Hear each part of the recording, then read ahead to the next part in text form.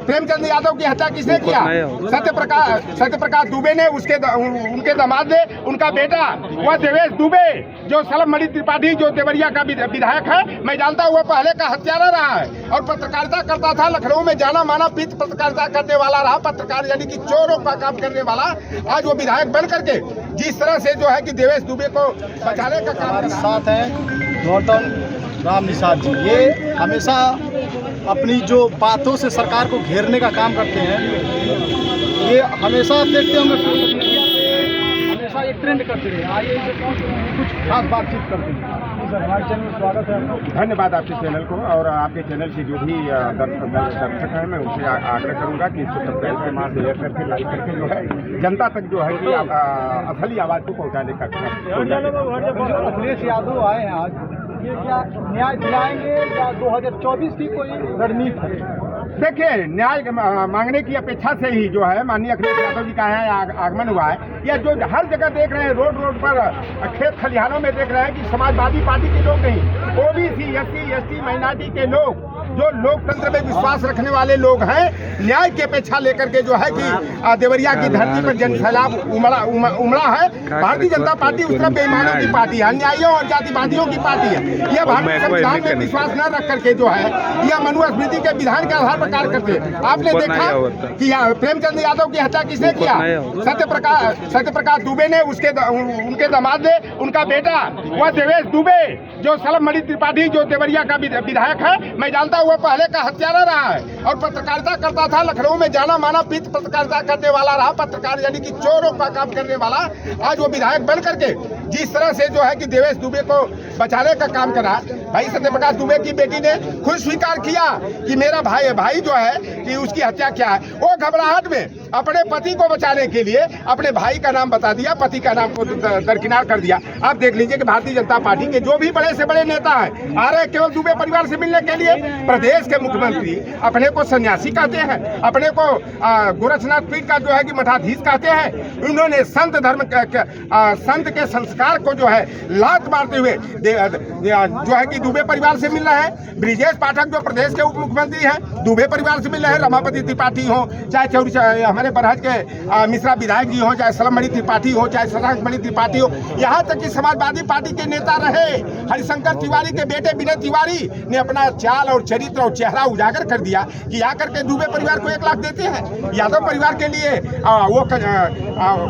उनके पास पैसा नहीं रह जाता। तो ये लोग वोट लेने के लिए केवल हम लोगों को गुमराह करने का काम कर रहे हैं। और शशांकमणि त्रिपाठी ने जो ऐलान किया कि मैं लोकसभा का चुनाव लड़ूंगा तो मैं किसी ओबीसी, एससी, एसटी का वोट मांगने नहीं जाऊंगा। मैं भी कहता हूँ कि जो हमारे मंडल कमीशन का विरोधी रहा, जो हमारे सामाजिक न्याय का दुश्मन है, पिछड़ों, दलितों, वंचितों को सम्मान देने से दरकिनार करने का काम करता है, हमारे समाज के लोग भी सीख लें कि जो हमारे सामाजिक न्याय का, हमारे सम्मान का विरोधी है, न उसको मान देंगे, न उसको दान देंगे, न उसको सम्मान देंगे। और उत्तर प्रदेश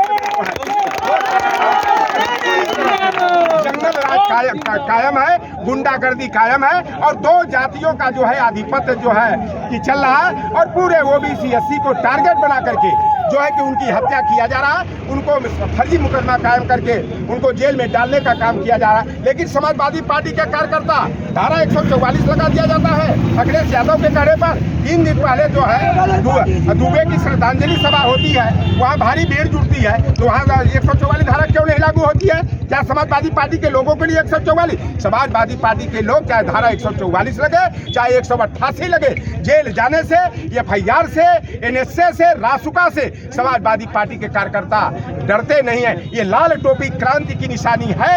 हम किसी को छेड़ेंगे नहीं, लेकिन हमें कोई छेड़ेगा तो हम छेड़ेंगे नहीं। आरोप लगाया जा रहा यहाँ का मुद्दा ब्राह्मण बनाम यादव का, और सारी मीडिया जो है, बड़ी मीडिया जो है, जातिवादी मीडिया जो है, वह जो है यादवों को खलनायक बनाने का काम किया जा रहा। हम कब जानना चाहते हैं, अगर प्रेमचंद यादव की हत्या दुबे परिवार पहले नहीं करता तो उसकी प्रतिक्रिया में 5 दुबे परिवार के लोगों की हत्या नहीं होती। मधुमक्खी ने दौड़ा के काट लिया। अरे बेईमानो, मधुमक्खी की छत्ता में जो है ईटा पत्थर मारने का काम कौन किया? हनुमान ने लंका जला दिया। हनुमान को दोषी कहते हो? हनुमान की पूंछ में कपड़ा बांध करके आग लगाने का काम किसने किया? तो पिछड़ों, दलितों, वंचितों, अकलियत पसमानदा समाज को अगर कोई बेवजह अगर परेशान करेगा, उन्हें जो है क्या पुलिस को आगे करके अगर हमारे लोगों को परेशान करेगा तो समाजवादी पार्टी सड़कों पर उतर करके संघर्ष करने के लिए तैयार है। जोगी का बुलडोजर चला के देखा, जोगी जी यही नहीं है, रामवीर विश्वकर्मा की और सत्यनारायण विश्वकर्मा की पीट करके मोहन शुक्ला ने कानपुर देहात के गजनेर थाना अंतर्गत निनाया गांव में मार दिया 5 तारीख को। तो वहां पर बुलडोजर क्यों नहीं चला? वहां जोगी जी क्यों नहीं गए? वहां ब्रजेश पाठक क्यों नहीं गए? इटावा विधानसभा सिद्धार्थनगर में सेमरी गांव जो गोलौरा थाना में है, हरिलाल निषाद की पीट करके पांडे ब्राह्मण समाज के लोगों ने हत्या कर दिया।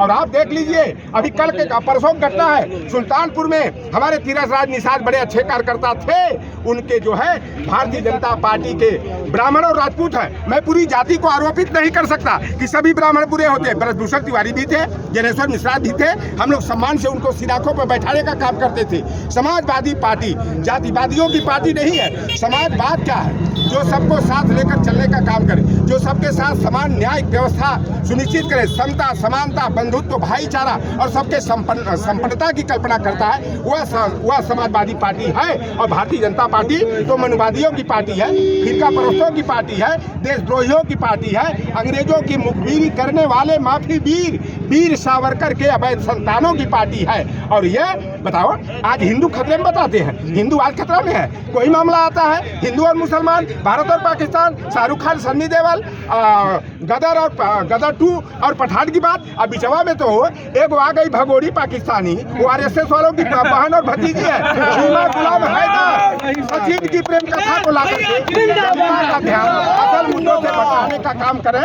तो भारतीय जनता पार्टी अभी तक छल कपट झूठ भरे जुमलेबाजी की राजनीति करती रही। जनता उसकी असली चेहरे को पहचान गई है और बाबा साहेब भीमराव अंबेडकर के संविधान को, लोकतंत्र को, सामाजिक न्याय को बचाने के लिए 2024 के चुनाव में NDA non democratic alliance national leadership of हटारी अली बाबा 40 चोरों का जो गिरोह है, यह देख रहे कार्यकर्ताओं का उत्साह कि यही NDA को, अली बाबा 40 चोरों के गिरोह को धूल चटाएगा, जमीन पर उनकी नाक रगड़वाएगा और 2024 में इंडिया गठबंधन की सरकार बनाएगा, जिसमें PDA फार्मूला की अहम भूमिका होगी। समाजवादी पार्टी उत्तर प्रदेश में भाजपा के विजय रथ को रोकने का 2004-2009 की हैसियत से भी नीचे करने का काम समाजवादी पार्टी के कार्यकर्ता करेंगे।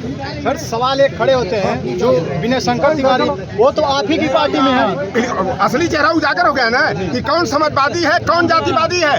विनय शंकर तिवारी आते हैं, 1 लाख दुबे परिवार को देते हैं कि यह उनका जातिवाद है। प्रेमचंद यादव की भी 3 बेटियां हैं, उनकी विधवा पत्नी है, उनके बूढ़े माँ बाप हैं, उनको क्यों नहीं सहयोग देने गए, सहायता क्यों नहीं दिया? तो असली हम लोग इसी में असली कौन है, नकली कौन समाजवादी है, उनके चेहरों को पहचान रहे। और जो लोग जातिवाद से प्रेरित होकर काम करेंगे, उनको भी हम लोग सबक सिखाने का काम करेंगे।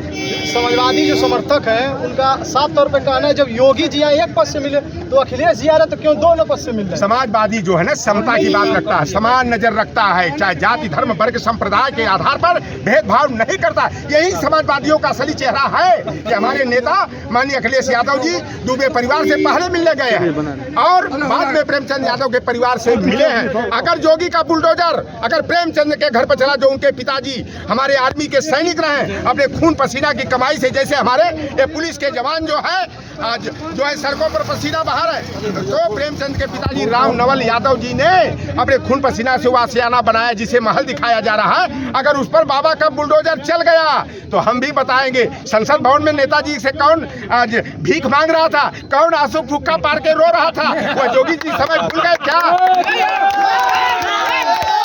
हमारा भी समय आएगा और हम भी गिन करके, चुन करके जो है कि हम लोग हिसाब लेने का काम करेंगे। अगर प्रेमचंद यादव के घर पर बुलडोजर चला तो लौटर राम अपने बहुजन वर्ग के लोगों से, OBC, SC, ST माइनॉरिटी के लोगों से गमछा फैलाकर भीख मांग करके उससे आलिशान बिल्डिंग पर बना करके बने रहिएगा हमारे साथ जनता एक्सपोज में। जो भी बातें होंगी देवरिया हत्याकांड में सबसे पहले आपको दिखाया जाएगा।